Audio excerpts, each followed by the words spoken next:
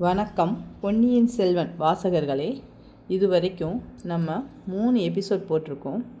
4வதாக சோழ அரச குடும்பத்தின் வாரிசுகள், அவங்களுடைய வாரிசுகள் எப்படி வந்தாங்க, எதனால் இந்த மாதிரி சதி நடக்குது அப்படிங்கிற ரீசனையும் ஒரு டயக்ராம் வீடியோவாக போட்டிருப்போம்.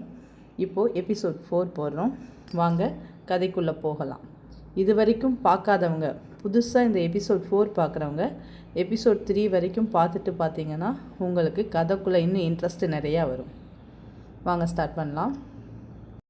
இது பொன்னியின் செல்வன் தமிழ்நாட்டு சோழனாக நம் நாயகன் வந்தியத்தேவன் ஆழ்வார்க்கடியானிடம் விடைபெற்றுவிட்டு கடம்பூர் கோட்டையை நோக்கி செல்கிறான்.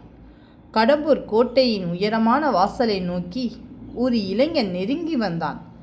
அந்த மாலை ஒளியில் அவன் உருவம் தெளிவாக தெரிந்தது. நேராக தயக்கமில்லாமல் அவன் அந்த கதவை நோக்கி நடந்தான். கோட்டையின் முன் ஆயுதம் ஏந்திய காவல் வீரர்கள் நின்றிருந்தனர். அவர்களின் கண்கள் ஒவ்வொருவரையும் ஆராய்ந்து கொண்டிருந்தது. வந்தியத்தேவன் அந்த வாசலை அடைந்தவுடனே ஒரு குரல் வெடித்தது. நில்! ஒரு காவல் வீரன் அவனை வழிமறைத்தான். மற்றவர்கள் அவனை சுற்றி நின்றனர். யார் நீ? எதற்காக உள்ளே செல்ல வேண்டும்? அந்த கேள்வியில் சந்தேகமும் கட்டுப்பாடும் கலந்து இருந்தது. வந்தியத்தேவன் சிறிது சிரித்து கொண்டான். அந்த சிரிப்பில் அவசரமில்லை, ஆனால் தைரியம் இருந்தது. உள்ளே செல்ல வேண்டும், அதுவே என் வேலை என்று அவன் அமைதியாக சொன்னான். அந்த பதில் காவல் வீரர்களை திருப்தி செய்யவில்லை. அனுமதி இல்லாமல் யாரும் உள்ளே செல்ல முடியாது என்று அவர்கள் கடுமையாக கூறினர். அந்த ஒரு வரி வாசலின் முன் தெரியாத ஒரு சுவரை உருவாக்கியது. வந்தியத்தேவன் ஒரு கணம் அந்த வீரர்களை பார்த்தான். அவன் கண்களில் ஒரு கேள்வி இல்லை, ஒரு முடிவு இருந்தது. என்னை தடுக்க முடியாது என்று அவன் மெதுவாக சொன்னான். அந்த வார்த்தை அந்த இடத்தின் காற்றையே மாற்றியது. ஒரு காவல் வீரன் அவனை பின்னால் தள்ள முயன்றான். அந்த ஒரு தள்ளுதல் ஒரு சண்டையின் ஆரம்பமாக மாறப்போகிறது. கோட்டை வாசலில் ஏற்பட்ட அந்த பதட்டமான நிலைமையில் வந்தியத்தேவன் ஒரு விஷயத்தை விரைவாக உணர்ந்தான். இங்கே நேராக சென்றால் அனுமதி கிடைக்காது. அவன் கண்கள் அந்த காவல் வீரர்களின் அசைவுகளை கவனித்தது. யார் கவனிக்கிறார்கள், யார் கவனிக்கவில்லை என்று எல்லாவற்றையும் ஒரே கணத்தில் கணக்கிட்டான். அந்த ஒரு கணம், ஒரே கணம் அவன் முடிவெடுத்தான். சிறிது பின்வாங்கியவன் போல நடித்து அவன் திடீரென திசை மாற்றினான். ஒரு இடைவெளியை பயன்படுத்தி வாசலை கடக்க முயன்றான். அவன் அசைவு அவ்வளவு வேகமாக இருந்தது. ஒரு கணம்தான், ஒரே கணம்தான் அவன் உள்ளே சென்று விட்டான் என்று தோன்றியது. ஆனால் அந்த கோட்டையின் காவல் அவ்வளவு எளிதானதல்ல. ஒரு குரல் மீண்டும் எழுந்தது. நில்! இம்முறை பல கைகள் அவனை பிடித்தன. அவனை சுற்றி காவல் வீரர்கள் மீண்டும் நின்றனர். அந்த சில நொடிகளில் வாசலின் முன் மீண்டும் பதட்டம் உருவானது. அவர்கள் முகங்களில் கோபம் தெளிவாக தெரிந்தது. எங்களை ஏமாற்ற நினைக்கிறாயா? ஒரு வீரன் கத்தினான். வந்தியத்தேவன் அந்த நிலைமையிலும் சிரித்தான். அந்த சிரிப்பு அவர்களை இன்னும் எரிச்சலடைய செய்தது. ஒரு வீரன் அவனை தள்ள முயன்றான். மற்றொருவன் அவனை பிடித்து நிறுத்தினான். அந்த சில நொடிகளில் மீண்டும் ஒரு சண்டை வெடிக்கப் போகும் நிலையில் இருந்தது. அந்த நேரத்தில் ஒரு உறுதியான குரல் அந்த இடத்தை முழுவதும் நிறுத்தியது. நிறுத்துங்கள்! அந்த ஒரு வார்த்தை, அந்த குரலின் அதிகாரம் அந்த இடத்திலிருந்த அனைவரையும் அமைதியாக்கியது. கூட்டத்தை கடந்து ஒரு இளைஞன் முன் வந்தான். அவன் நடை நிதானம், அவன் பார்வை உறுதியாக இருந்தது. அவன் கந்தமாறன். அவன் கண்கள் வந்தியத்தேவனை நோக்கின. ஒரு கணம் அவன் முகத்தில் ஆச்சரியம் தெரிந்தது. அந்த பார்வை அது ஒரு சாதாரண பார்வை இல்லை. அது ஒரு பழைய நட்பை நினைவுபடுத்தும் பார்வை.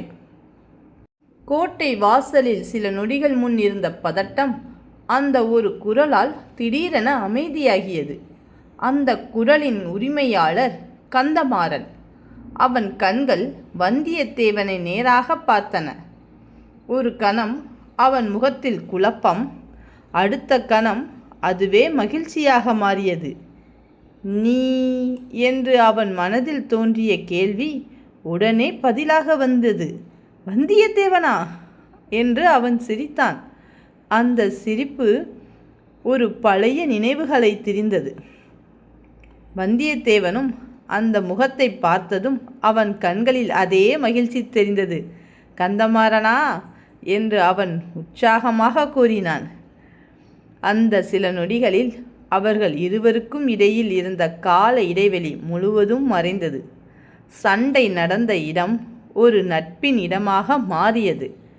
நண்பனை பார்க்க வந்தேன், ஆனால் வாசலில் இப்படி வரவேற்பு கிடைத்தது என்று வந்தியத்தேவன் சிரித்தபடி சொன்னான். கந்தமாறன் அதை கேட்டு சிரித்தான்.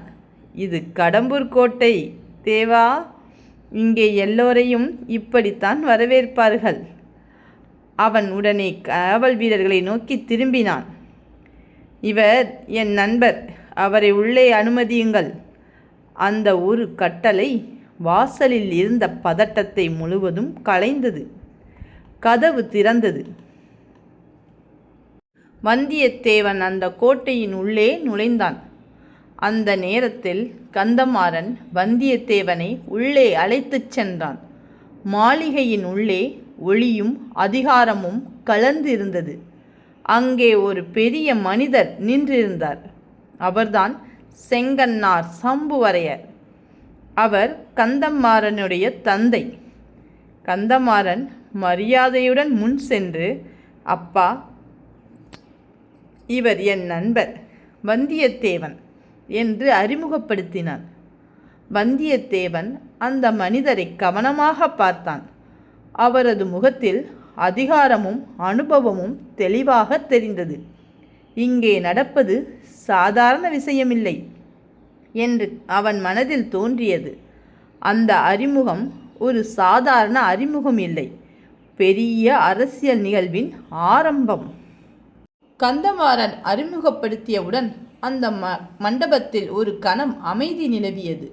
சம்புவரையர் வந்தியத்தேவனை நேராக பார்த்தார். அதில் ஒரு வரவேற்பு இல்லை, ஒருவரை முழுவதும் அளந்து பார்க்கும் பார்வை.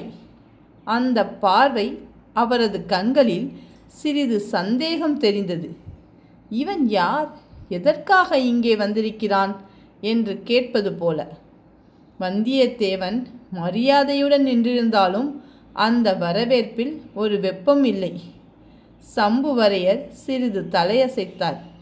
அது ஒரு ஒப்புதல் போல இருந்தாலும் அதில் அனுசரிப்பு மட்டுமே இருந்தது, அன்பு இல்லை. அந்த ஒரு கணத்தில் வந்தியத்தேவன் புரிந்து கொண்டான், இந்த மனிதர் என்னை முழுவதும் நம்பவில்லை. ஆனால் அவன் முகத்தில் அது வெளிப்படவில்லை. அவன் சிரிப்பையும் விட்டுவிடவில்லை. அந்த நிலையை உணர்ந்த கந்தமாறன் சூழ்நிலையை மாற்ற முயன்றான். அம்மாவிடம் செல்கிறேன் என்று மெதுவாக சொன்னான். மாளிகையின் உள்ளே மற்றொரு பகுதியில் ஒரு அமைதியான சூழ்நிலை இருந்தது. அங்கு ஒரு பெண் அமர்ந்திருந்தார். அவர் கந்தமாறனின் தாய். அவரது முகத்தில் அமைதியும் அன்பும் இருந்தது. கந்தமாறன் மரியாதையுடன் அருகில் சென்று, அம்மா, இவர் என் நண்பர் வந்தியத்தேவன் என்று அறிமுகப்படுத்தினான். அந்த பெண் வந்தியத்தேவனை பார்த்தார். அந்த பார்வை சம்புவரையரின் பார்வையை விட மிகவும் மாறுபட்டது. அதில் சந்தேகமே இல்லை, அதில் ஒரு மென்மையான அன்பு இருந்தது. வந்தியத்தேவன் அந்த வேறுபாட்டை உடனே உணர்ந்தான். இந்த மாளிகையில் அனைவரும் ஒரே மாதிரி இல்லை என்று அவன் மனதில் தோன்றியது. ஒரு பக்கம் சந்தேகம், மற்றொரு பக்கம் அன்பு. இந்த இரண்டுக்கும் நடுவில் வந்தியத்தேவன் நின்றிருந்தான். இந்த மாளிகையில் இன்னும் என்னென்ன நடக்கப் போகிறதோ? அந்த மாளிகையின் உள்ளே ஒவ்வொரு இடமும் ஒவ்வொரு உணர்வை தந்தது. சில இடங்களில் அதிகாரம் தெரிந்தது, சில இடங்களில் அமைதி நிலவியது. அந்த அமைதியான பகுதியில்தான் ஒரு மென்மையான குரல் கேட்டது. அந்த குரலைத் தொடர்ந்து ஒரு இளம்பெண் மெல்ல நடந்து வந்தாள். அவள் மணிமேகலை, கந்தமாறனின் தங்கை. அவள் நடை அவசரமில்லாதது, அவள் பார்வை அழுத்தமில்லாதது. அவள் முகத்தில் ஒரு குழந்தைத்தனம் தெரிந்தது. ஆனால் அதே நேரத்தில் ஒரு அரச குடும்பத்தின் நாகரிகமும் தெரிந்தது. அவள் அணிந்திருந்த ஆடை இந்த காலத்து இளவரசிகளின் சீரை நினைவுபடுத்தியது. மென்மையான நிறங்கள், சிறிய ஆபரணங்கள் அவளது தோற்றத்தை இன்னும் அழகாக்கின.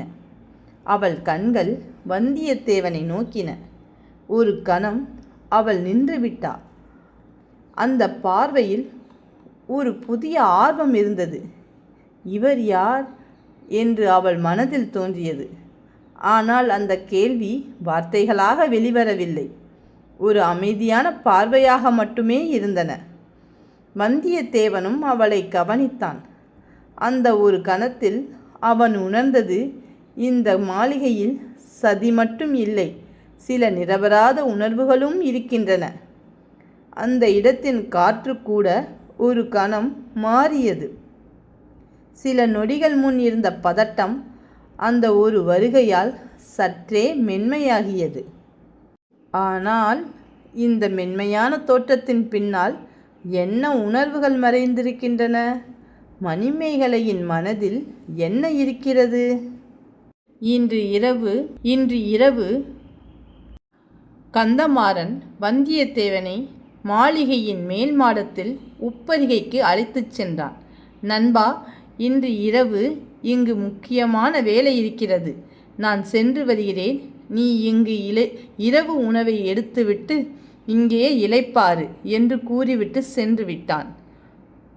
வந்தியத்தேவனும் வந்த களைப்பில் நன்றாக தூங்கிவிட்டான். ஆனால் அந்த இரவில் கடம்பூர் மாளிகையில் நடந்தது ஒரு சாதாரண சந்திப்பு அல்ல. அது ஒரு மறைந்த அரசியல் சதி. அதை சிலர் திட்டமிட்டார்கள், சிலர் பேசினார்கள், சிலர் அதை ஒளிந்திருந்து கவனித்தார்கள்.